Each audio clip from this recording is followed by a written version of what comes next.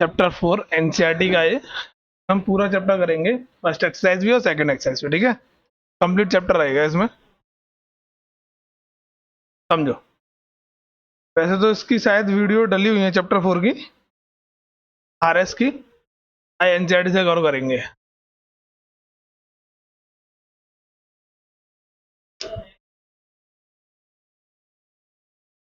Exercise 4.1। अच्छा, पहले इससे पहले हम दो तीन चीजें समझ लेते हैं। चैप्टर का नाम क्या है? लीनियर इक्वेशन इन टू वेरिएबल, यही तो नेम है।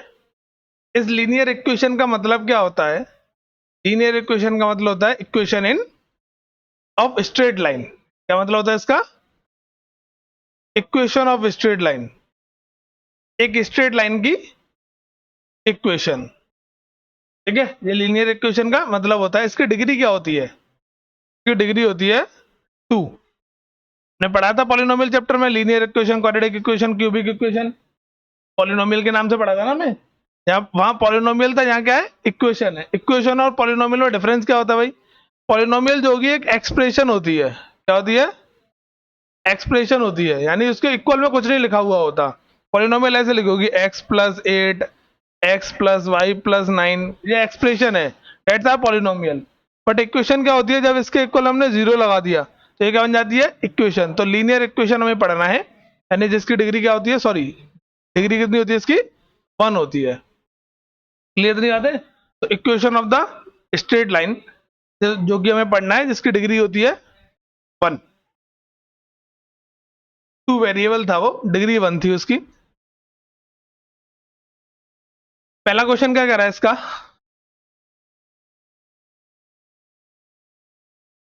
अभी से पहला क्वेश्चन क्या कह रहा है? क्या कह रहा है ना? The cost of a notebook is twice the cost of the pen. जो नोटबुक की कॉस्ट है वो पेन की कॉस्ट से क्या है? ट्वाइस है। तो इस क्वेश्चन में हमें दिया गया है, पहले से लेट करने के लिए, लेट कॉस्ट ऑफ, बोला गया क्वेश्चन में, नोटबुक कितनी देर की हमें एक्स लेट करनी है, एंड कॉस्ट ऑफ पेन कितना लेट करना है? वाई लेट करना है। यहाँ रुपीज का साइन लगाओगे आगे, ठीक है। इतना क्लियर हुआ? अब आगे क्या बोला गया है, यहाँ लैंग्वेज लिखेंगे जो मैंने हाईलाइट किया उसको। कॉस्ट ऑफ नोटबुक जो है वो 4 टाइम्स है किसका? कॉस्ट ऑफ पेन का। यही तो क्वेश्चन में लिखा हुआ है, ट्वाइस है। 2 टाइम्स है किसका? कॉस्ट ऑफ पेन का। तो कॉस्ट ऑफ नोटबुक कितना है हमारे पास? एक्स। और कॉस्ट ऑफ पेन कितना है? भाई आ गई इक्वेशन। जैसा हाईलाइट करके मैंने इधर लिखा, जो मैंने हाईलाइट करके इधर लिखा, वही हमें देखना है बस इधर, ठीक है। तो कॉस्ट ऑफ नोटबुक लिखा हुआ था, तो कॉस्ट ऑफ नोटबुक मैंने इधर उतारा। फिर इक्वल में क्या निकालना था? 2 cost of the pen. Clear था ना? Second question. सेकंड क्वेश्चन में हमें इनको express the following linear equation in the form ax bx plus c equal 0 and indicate the variable of a b c in each case, ठीक है। इसको हमें linear equation में क्या करना है? एक्सप्रेस करना है। जैसे कि पहला वाला है जो कि लिखा हुआ 2x प्लस 3y इक्वल 9.35 पर बार। इसको स्टैंडर्ड लीनियर इक्वेशन में चेंज करना है। मैंने सिखाया था लास्ट टाइम आपको, आरएस की एक्सरसाइज जब सॉल्व कराई थी।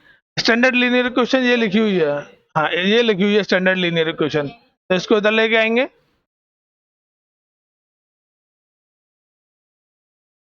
35 पर बार इक्वल 0। ये स्टैंडर्ड फॉर्म आ गई। स्टैंडर्ड फॉर्म में पहले x होता है, फिर y होता है, फिर कांस्टेंट वैल्यू होती है। तो यहां से अब इसको कंपेयर करने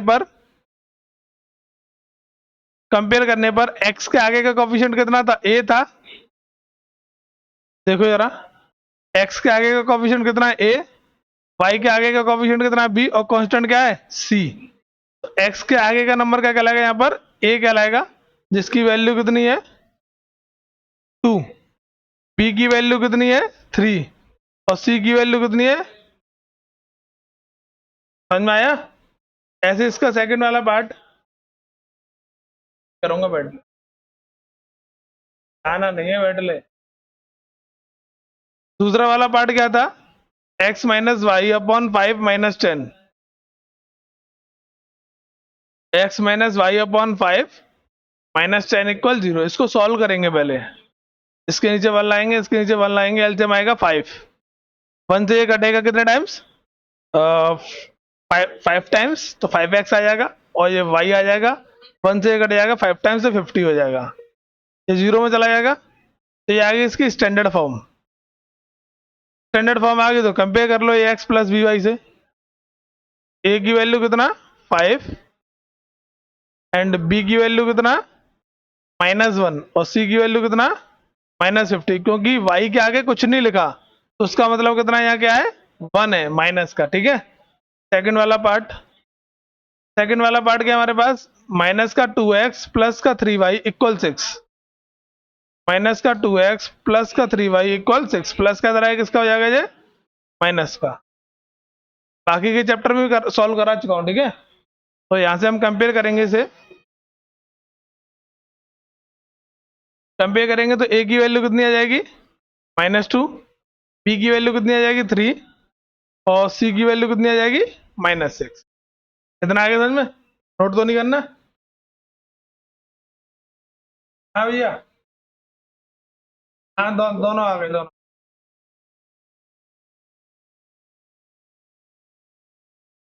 के 7,000 रुपया,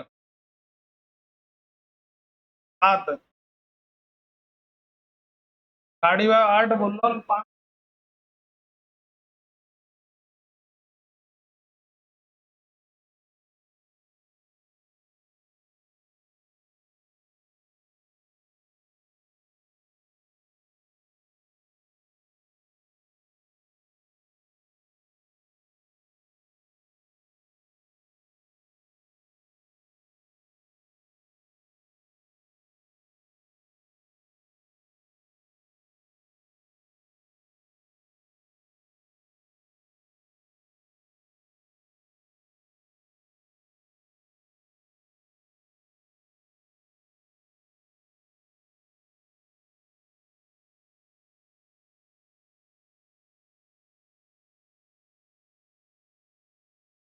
7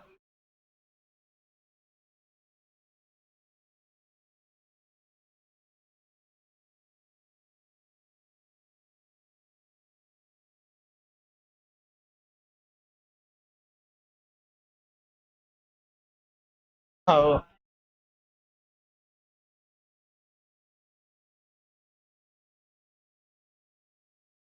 अच्छा,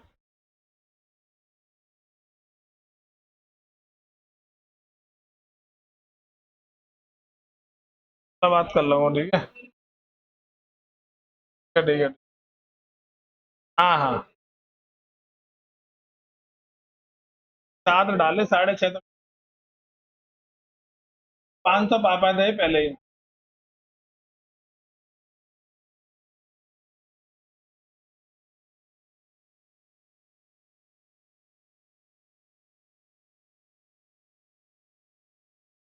इतना चैटबाजी के चक्कर में उठा रहा होगा इतना।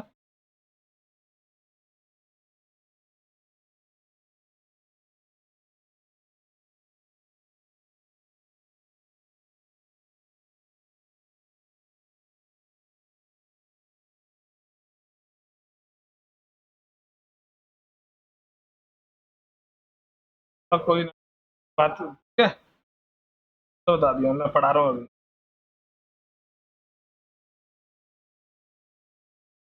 ठीक है, पढ़ा रहा हूँ।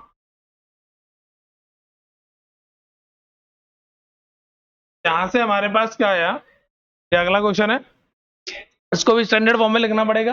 बट स्टैंडर्ड फॉर्म में क्या होता है, हमारे पास ए एक्स होता है, बी वाई होता है, एंड देन क्या होता है सी। सी तो इसमें है नहीं है, तो वो हम अपनी तरफ से लिखेंगे। प्लस का था, मैं इधर ले आया, माइनस का हो गया, तो सी को हम क्या लिखते हैं यहाँ पर 0। नहीं, जो टर्म नहीं है तो उसको हम 0 के साथ लिखेंगे। ए की वैल्यू कितना 1, बी की वैल्यू कितना -3 एंड देन सी की वैल्यू कितना 0। समझ में आया। सेम ऐसे इधर ये माइनस का तो इधर आएगा, किसका हो जाएगा प्लस का। ठीक है, और इधर सी है नहीं है तो क्या बन जाएगा वो 0। कंपेयर करेंगे तो ए की वैल्यू कितना 2, बी की वैल्यू कितना 5 एंड देन सी की वैल्यू 0। समझ में आया? ए एक्स के आगे का नंबर होता है। ये भी स्टैंडर्ड फॉर्म में लिखा हुआ है। इसमें क्या नहीं दे रखा हमें, क्या नहीं है इसमें, y नहीं है, तो y को हम क्या लिखेंगे 0y। जो टर्म नहीं है वो उसको हम 0 लिखेंगे, क्योंकि हमें स्टैंडर्ड फॉर्म में सभी टर्म को रिप्रेजेंट करना पड़ता है। a का वैल्यू 3, b का वैल्यू 0 और c की वैल्यू 2। कोई दिक्कत? समझ में आ गया? अगला सेम है, इसमें x नहीं है तो x को क्या लगेंगे 0x plus Y minus 2 equal 0, क्योंकि सबसे पहले स्टैंडर्ड फॉर्म में ए एक्स होता है, फिर बी वाई होता है, फिर माइनस 2 होता है। तो यहाँ से कंपेयर करेंगे तो x की वैल्यू कितना 0, सॉरी a की वैल्यू 0, b की वैल्यू 1 और c की वैल्यू माइनस 2। ठीक है, इसको इधर लेके आएंगे तो माइनस का 2x प्लस का 5 इक्वल 0। स्टैंडर्ड फॉर्म में लिखेंगे तो 0y आ जाएगा इधर और 5 इक्वल 0। समझ ले बेटा, समझ ले। तो a की वैल्यू कितना -2, b की वैल्यू 0 और c की वैल्यू कितना 5। आगे समझ में? क्लियर? इस तरीके से ये थी फर्स्ट एक्सरसाइज जो थी, हमें सॉल्व करनी है। स्टैंडर्ड फॉर्म में लिखना मैंने सिखा दिया। जो टर्म नहीं हो तो उसको 0 के साथ लिखा जाता है। यहाँ पर होगी फर्स्ट एक्सरसाइज कंप्लीट। अब then second exercise. Second exercise में क्या बोला गया है, which one of the following option is true and why. इनमें से कौन सा ऑप्शन ट्रू है इस इक्वेशन के लिए और क्यों। तो हमारे पास ये जो इक्वेशन लिखी हुई है इसके सॉल्यूशन पूछे गए हैं। यूनिक सॉल्यूशन होंगे, ओनली 2 सॉल्यूशन होंगे कि इनफाइनाइट सॉल्यूशन होंगे। यूनिक सॉल्यूशन का मतलब है कि x और y की सिर्फ सिंगल वैल्यू आएगी। इसका मतलब क्या है, single value of x and y। 2 solution का मतलब क्या है कि x और y की डबल वैल्यूज आएंगी, यानी कि एक x और एक y, फिर अदर एक x और अदर एक, यहाँ पर इनफाइनाइट सॉल्यूशन यानी कि खत्म ही नहीं होंगे। ठीक है, तो इनमें से कौन सा ऑप्शन आएगा इस इक्वेशन के लिए? सी ऑप्शन आएगा, करेक्ट। क्यों आएगा सी ऑप्शन?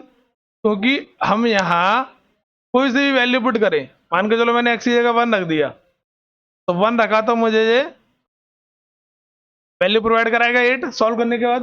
2 वैल्यू पुट करने पर भी वैल्यू प्रोवाइड कराएगा, 3 वैल्यू पुट करने पर भी वैल्यू प्रोवाइड कराएगा। इस कारण से ये क्या है, इनफाइनाइट सॉल्यूशन है। ठीक है, यहाँ पर हम सिर्फ एक लाइन लिखेंगे, क्या लिखेंगे आंसर में, रीजन का रीजन लिखेंगे, बिकॉज फॉर ऑल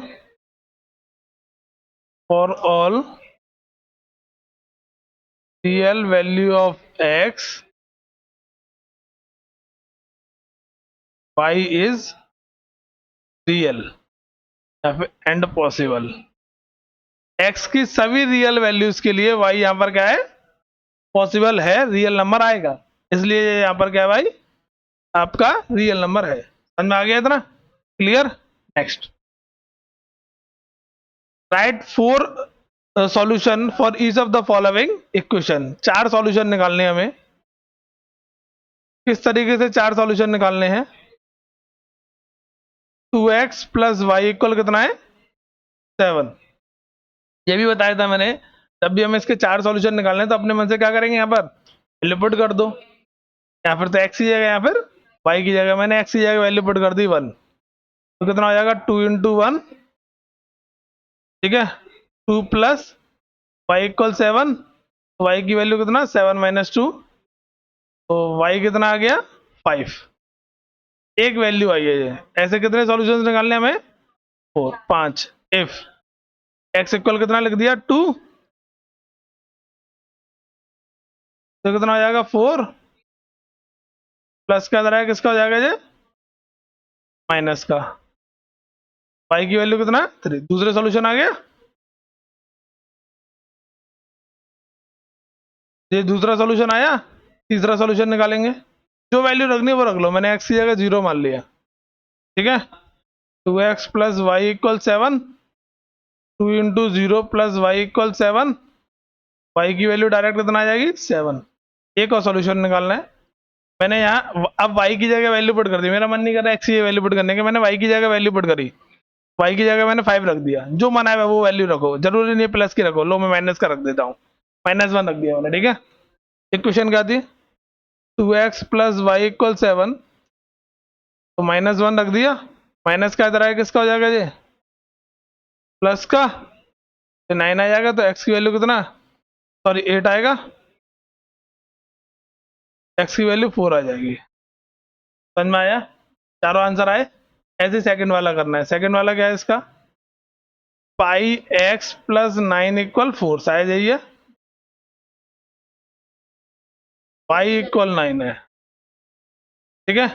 इसको किस तरीके से सॉल्व करेंगे, यहाँ पर भी हम मान के चलो मैंने x की जगह 1 रख दिया, पाई इंटू 1 हो जाएगा, पाई की वैल्यू पुट नहीं करनी क्योंकि आंसर में एनसीईआरटी में पाई की फॉर्म में दे रखा है, तो पाई इधर आके क्या हो जाएगा माइनस, एक पेयर आ गया, ऐसे ही कितना पेयर निकालना है, 4 पेयर निकालने हैं, तो मैंने x की जगह कितना रख दिया 2,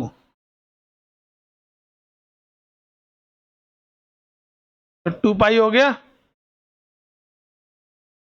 तो 9 माइनस 2 पाई, दूसरा सॉल्यूशन, ऐसे ही x की जगह कितना 3 पाई इंटू 3 प्लस वाई, इधर आगे क्या हो जाएगा minus, Y equal 9 minus 3 pi, and X की जगह कितना 4, पाई इंटू 4 प्लस वाई, यहाँ मैं वाई की वैल्यू भी पुट कर सकता था, ठीक है, समझ में आ गया। इस तरीके से हमें ये 4 सॉल्यूशंस निकालने थे, बाकी के 2 होमवर्क में दे दूं, एक बचा है ना, तो वो होमवर्क में कर लेना, हमारे चारों सॉल्यूशंस आ गए, एक बचा बस y की जगह वैल्यू पुट कर लेना, उधर 1 2 3 4 5, ठीक है। इसमें वैल्यू पुट करके हमें चेक करना है कि इसका सॉल्यूशन है या नहीं। एक क्वेश्चन क्या है, तो पहला क्या चेक करना है, 0,2, x की वैल्यू तो 0 है यहाँ पर, y की वैल्यू कितना है 2, x की जगह तो 0 रख दिया, y की जगह कितना रख दिया, इक्वल आ रहा है ये, नहीं आ रहा है ना, तो इसका आंसर है नो सॉल्यूशन। सेकंड वाला केस, सेकंड वाले केस में कितना रखना है 2,0, x तो 2 होगा यहाँ पर, क्योंकि पहला वाला नंबर क्या होता है x होता है, तो दूसरा वाला नंबर क्या होता है y होता है, x minus 2y equal 4, x की जगह कितना 2, इसकी जगह कितना 0, ठीक है। तो यहाँ से ये 2 और ये 0 इक्वल 4 था, तो 2 इक्वल कितना आ रहा है 4, ये भी नो सॉल्यूशन। समझ में आया। थर्ड वाला केस देखो, थर्ड वाले में 4,0 रख लोगे इसे, मैं फोर्थ वाला करवाया, तो इसका एस सॉल्यूशन आएगा, ठीक है। फोर्थ वाला करवाता हूँ, अंडर वाला, √2 4 √2, इक्वेशन क्या थी, x माइनस 2y इक्वल 4, ये तो थी, x की जगह कितना रखना है √2 वैल्यू पुट करनी है, और y की जगह 4 √2, तो x की जगह √2 और y की जगह 4 √2, ये हो गया √2 और ये हो गया 8 √2, तो यहाँ से कितना बचा 7 √2, ये भी नो सॉल्यूशन। तो मैंने लेफ्ट कर दिया, उनको आप अपने आप करोगे, इतना समझो जरा। फिर एक क्वेश्चन और बचा,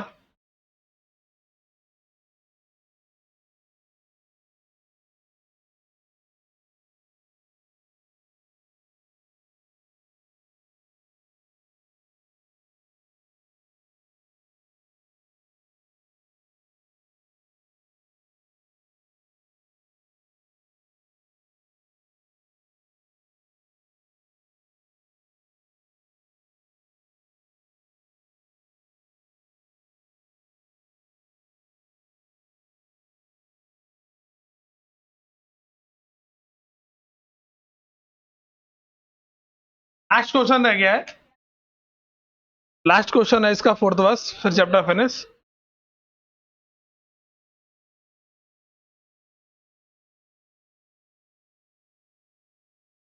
हाँ, इसमें क्या करना है?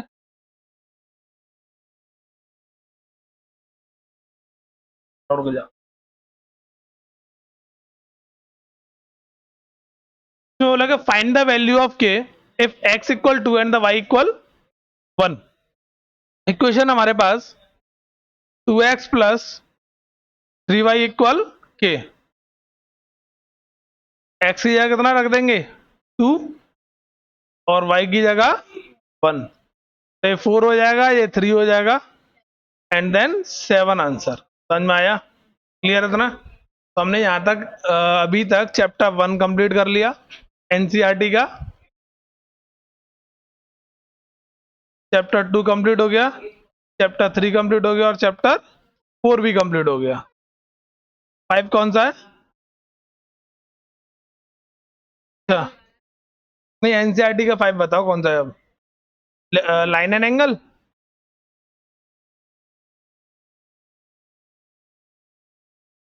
फिफ्थ वाला तो आ नहीं रहा।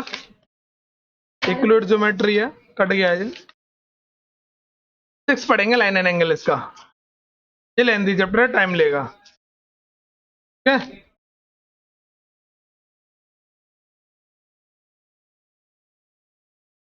लाइन एंड एंगल भी इजी दे रखा है, 6 क्वेश्चन दूसरी एक्सरसाइज में, और इसमें 6 क्वेश्चन है, हो जाएगा 12 क्वेश्चन। अगला चैप्टर हमारा रहेगा है लाइन एंड एंगल। वैसे तो हमने आरएस में से पढ़ रखा है ये पूरा, ठीक है, तो उसकी वीडियोस देख लेना। तो ये तो मैं एनसीईआरटी में से कराऊंगा ही कल। कल तो नहीं आएगी ये, परसों कराएंगे मंडे को। कल तो संडे को सॉल्व करेंगे इसे, ठीक है, रिवाइज कर लेना।